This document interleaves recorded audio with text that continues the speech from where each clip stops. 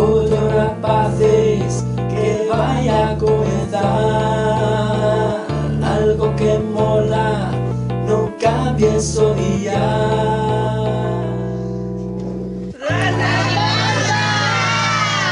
Tu radio social. Hola, hola. Bienvenidas y bienvenidos a una nueva entrega de Radio Panda.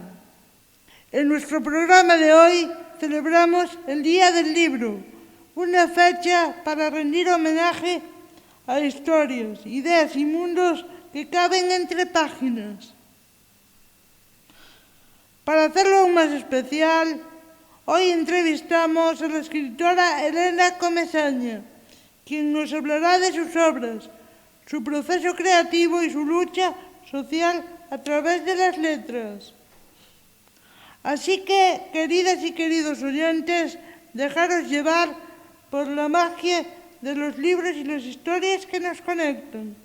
Dicho esto, tenemos el placer de entrevistar a la escritora Elena Comesaña Estevez. Nacida en Vigo en 1962, es experta en terapias alternativas, pero una de sus pasiones es escribir.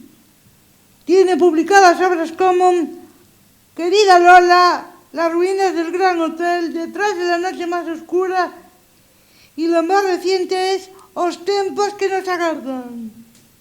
Hola Elena, ¿cómo estás? Hola, buenos días. Muy bien, estoy muy contenta de estar aquí y muy agradecida de compartir este ratín con vosotros. Encantados. Vamos a pasar con la entrevista.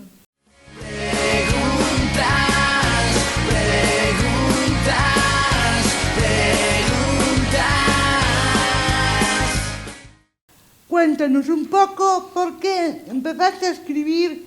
¿Recuerdas cuando sentiste por primera vez que querías hacerlo?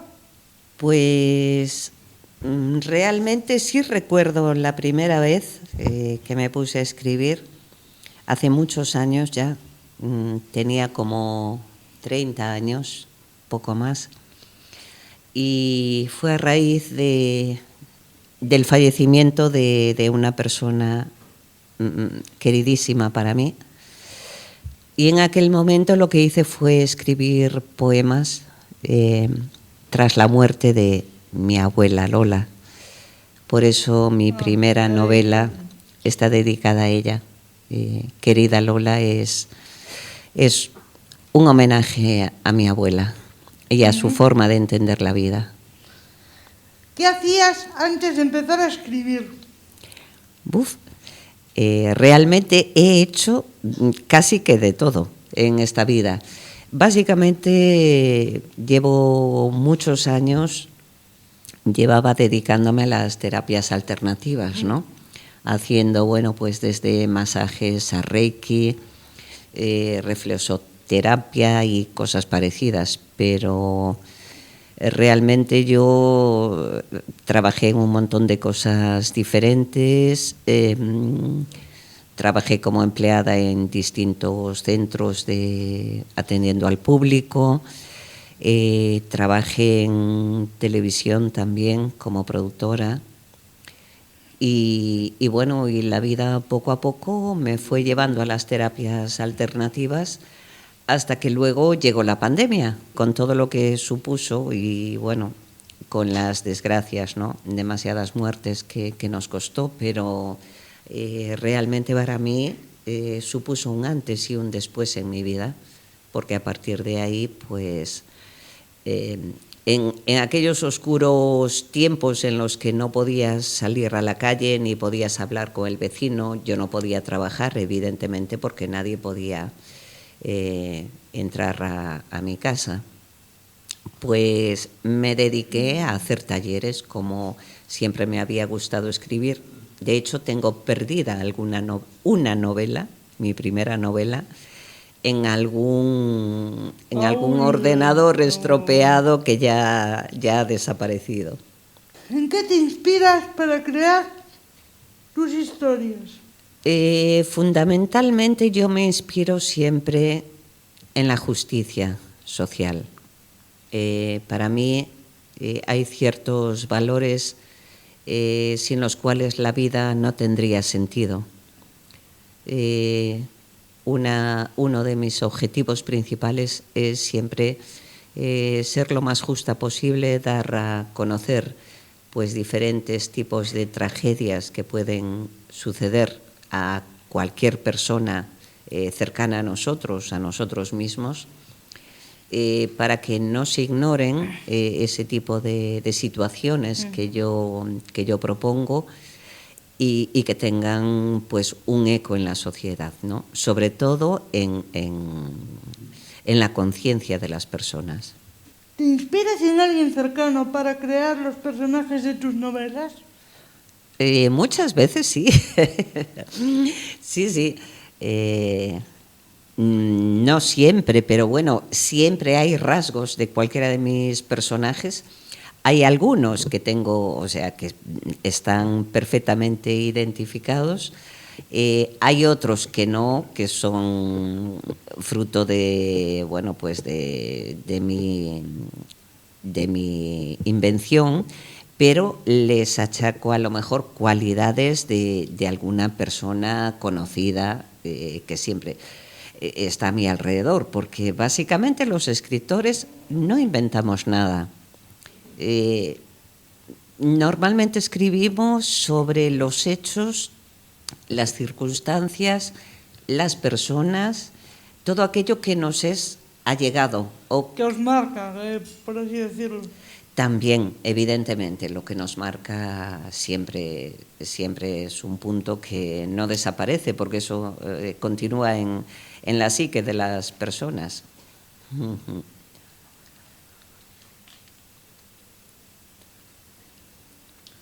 ¿Cómo definirías los temas que atraviesan tus obras? Pues, a ver, yo los definiría básicamente como reivindicativos de la igualdad, de la justicia, de los derechos tanto de las mujeres como de los hombres, de los derechos de los trabajadores. O sea, yo lo que hago básicamente es denuncia social, como por ejemplo en las ruinas del Gran Hotel hay una denuncia muy clara del abuso de poder. Detrás de la noche más oscura y en los últimos tiempos que nos agardan, más que nada son una denuncia sobre la dictadura y sobre el franquismo. Amada Lola es otra denuncia sobre la desigualdad entre hijo e hija a la hora de hacer los testamentos, que es algo muy recurrente aquí en Galicia.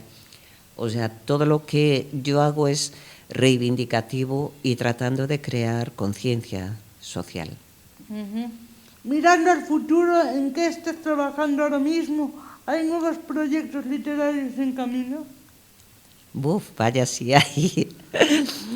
Lo que pasa es que ahora mismo necesito tiempo. A ver, estoy trabajando, bueno, lo tengo en pausa, pero he de terminar unos cuentos que me encargaron para entregar próximamente. Y después de eso estoy investigando ya sobre la familia, la siguiente familia de represaliados sobre la que voy a escribir. Y aparte de eso también tengo otro proyecto personal, que era el que estaba en primer lugar, pero que al final va quedando para atrás. Y creo que será el último a este paso. O sea, el último de estos 3 que tengo ahora mismo entre manos. Siempre es difícil abrirse camino en el mundo literario. ¿Cómo es ser mujer y gallega? Como siendo mujer, bueno, yo creo que para mí el hecho de ser mujer, yo creo que no me ha influido negativamente. O sea, no soy consciente de que me hayan hecho ningún tipo de zancadilla por ser mujer. Lo que pasa es que el mundo de los libros, que se ha encarecido muchísimo, conlleva unos riesgos, tienes que, bueno, pues a lo mejor tienes que perder dinero en tus primeras obras simplemente para que la gente te conozca un poco. Y eso fue algo que yo pude permitirme cuando escribí mis 2 primeros libros. Dije, bueno, pues a mí me da igual no ganar nada, lo que quiero es saber si a la gente le gusta cómo escribo o no. Y lo que gaste en ello, pues gastado está. Será una inversión al fin y al cabo, ¿no? Y luego ya vemos. Y luego ya vemos. Entonces, bueno, pues resulta que gustó mucho la primera novela, gustó mucho la segunda, me encargaron la tercera. Sí. Yo creo que se me... A ver, porque yo no creo en las casualidades, yo creo en las causalidades. Yo pienso que las cosas ocurren por algo, ¿no? Y realmente a mí se me han ido abriendo las puertas y los caminos de una forma que a veces me ha sorprendido. Un libro, un taller me llevó a la primera novela, a la publicación, en contra de mi voluntad. Pero bueno, el profesor que tenía en ese momento insistió tanto que al final ya me daba vergüenza, o sea, era como faltarle al respeto, decirle Volver no. a decirle no. Claro. Entonces me vi prácticamente obligada, por el cariño y el respeto que le tengo, y le estoy profundamente agradecida, porque vamos... Si no fuese por él, yo no tendría todo esto escrito ahora y todos los planes que tengo en el ordenador, ¿no? Y fue eso, o sea, fue una especie de ultimátum. Me dijo, ahora que estamos cara a cara te lo voy a decir. O sea, no te estoy haciendo la pelota, no te estoy diciendo que publiques por publicar. Si yo considero que esta novela es buena, puedes creer que es muy buena. Y claro... Se puso tan serio que ahí le dije yo, bueno, yo te prometo que la voy a mandar a alguna editorial a ver qué me dice. Pues. Y claro, no era consciente yo, o sea, cuando empezaron a enviarme las valoraciones literarias, dije, caramba, pues va a ser que no es tan mala, ¿no? Bueno, yo te voy a hacer una pregunta fuera de guión, ¿vale? Que siempre me llamó la atención. ¿Tú normalmente te gusta la novela histórica? Porque veo que todos tus libros están basados en hechos históricos, en hechos... Si me gusta, perdona que no te entendí. La novela histórica. Me gusta la novela histórica,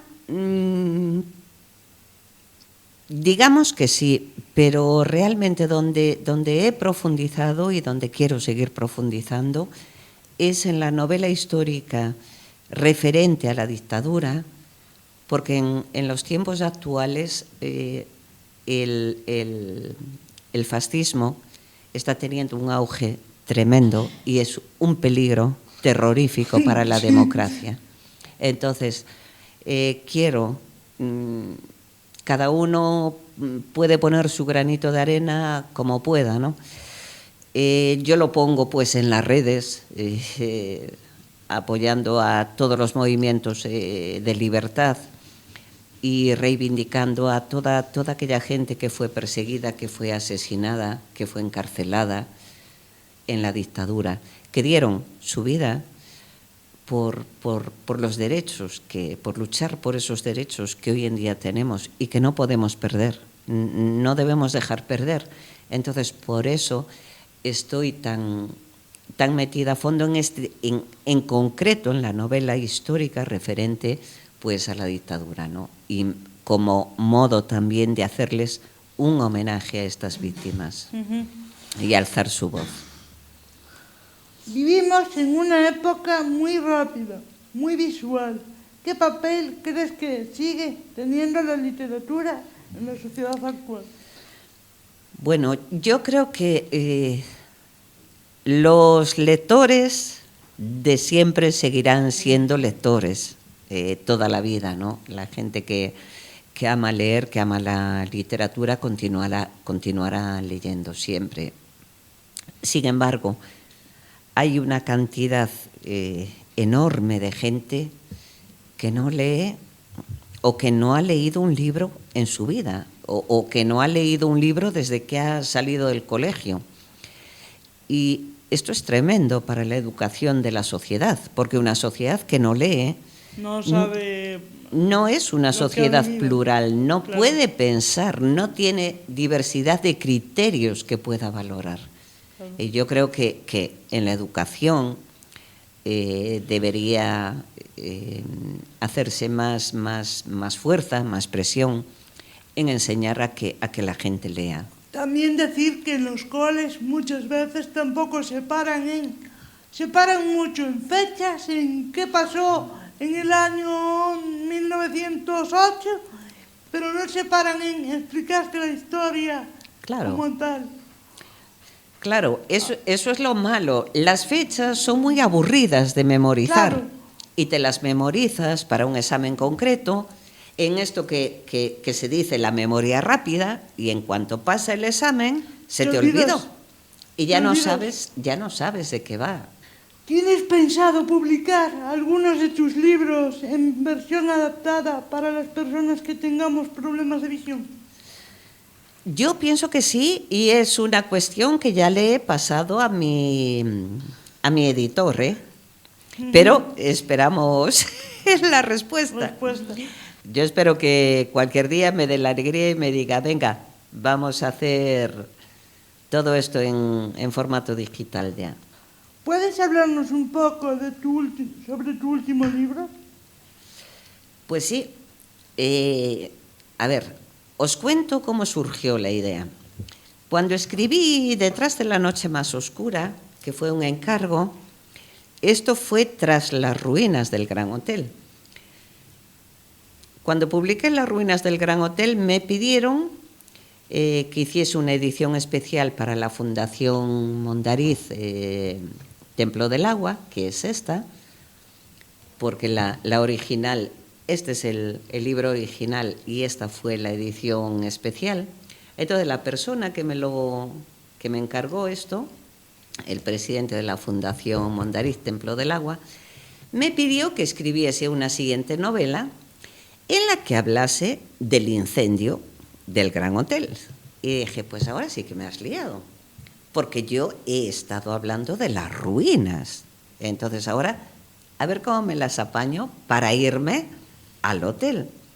Claro, estuve como un mes con 50 ideas peregrinas, hasta que al final, bueno, pues se me ocurrió, por cosa del tiempo, pasarme a hacer la historia de la supuesta abuela de los protagonistas de Las ruinas del Gran Hotel, con lo cual, Detrás de la noche más oscura es la precuela de Las ruinas del Gran Hotel.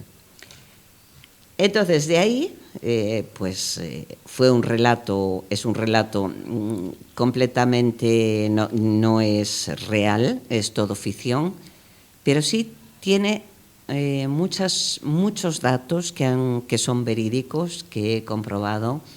La gente que acudía al Gran Hotel, los sucesos de San Miquel del Baguet, un montón de cosas, la forma en la que se escondían los represaliados. O sea, hay muchos datos que me han llevado, o sea, que he hecho labor de campo para que quedase bien asentada la novela.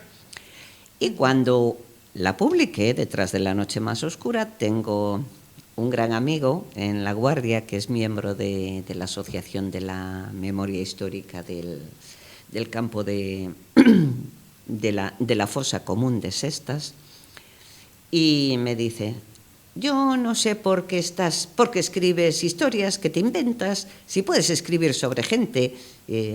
Yo sobre gente, hombre, pero si escribo sobre gente, yo necesito tener datos, no puedo escribir aleatoriamente.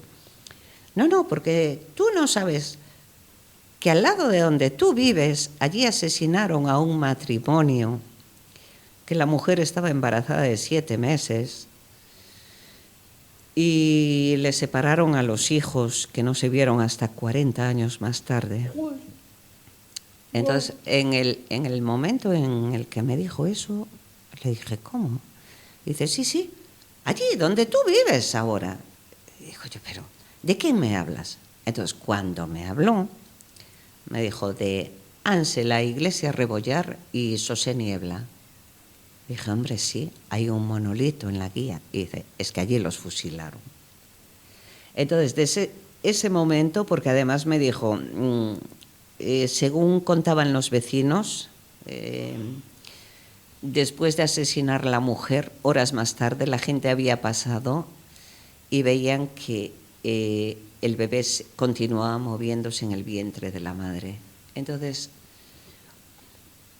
me impactó tanto este relato, que finalmente no fue así, pero bueno, fue igualmente trágico. En ese mismo momento le dije, te prometo, Victoriano, que voy a hablar sobre este matrimonio, voy a escribir sobre ellos.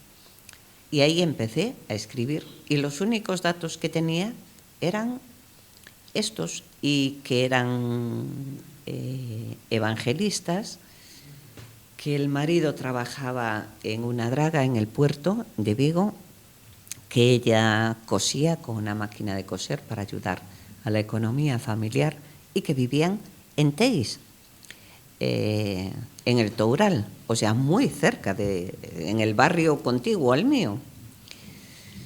Estuve durante un año, que me llevo a escribirlo, intentando contactar con la familia, porque sabía que ella era oriunda de Camposancos, de La Guardia, y que tenía un nieto al menos que era periodista y que vivía en Barcelona. Entonces, yo que soy siempre, procuro ser muy prudente y muy respetuosa, yo necesitaba, o sea, quería hablar con la familia más que nada para darles a conocer que quería hablar sobre sus antepasados, si les parecía bien o no, si tenía su visto bueno, lo que fuese. Pues no fue posible, y al final comencé a escribir, comencé, hasta que terminé. Y justo cuando termino, hice la primera presentación en Camposancos, porque fue donde nació Ángela Rebollar, Iglesias Rebollar, y la segunda la quise hacer en Teis, pero no pudo ser. Entonces la hice en Lavadores, en la Rusia chiquita. ¿Por qué? Porque en Teis me llaman y me dicen, Elena, tenemos que esperar, porque ha aparecido el nieto de los Rebollar, que viene a presentar la biografía de su abuela. Y bueno, casi que me da algo. Pedí el contacto, llamé al nieto, a uno de los dos, porque hay dos nietos que viven, y a partir de ahí todo se precipitó. O sea, conocí a la familia, vinieron aquí, establecimos unos lazos preciosos. Este libro me ha hecho llorar lo que no está escrito, porque la emoción de hablar con sus nietos. Su nieto tardó 23 años en hacer la biografía de su abuela. Wow. Ellos desconocían absolutamente todo, hasta que en el 70 cumpleaños de su padre encontraron una vieja fotografía en la que su padre estaba en brazos, en el colo, que decimos aquí, de su abuelo materno. Entonces los hijos encontraron aquella fotografía y la enmarcaron muy bonita y se la regalaron a su padre por sus 70 cumpleaños. Y ahí el padre se derrumbó por primera vez en la vida y les dijo que le gustaría volver aquí a Galicia para intentar descubrir dónde estaban los restos de sus padres y llevarles unas flores.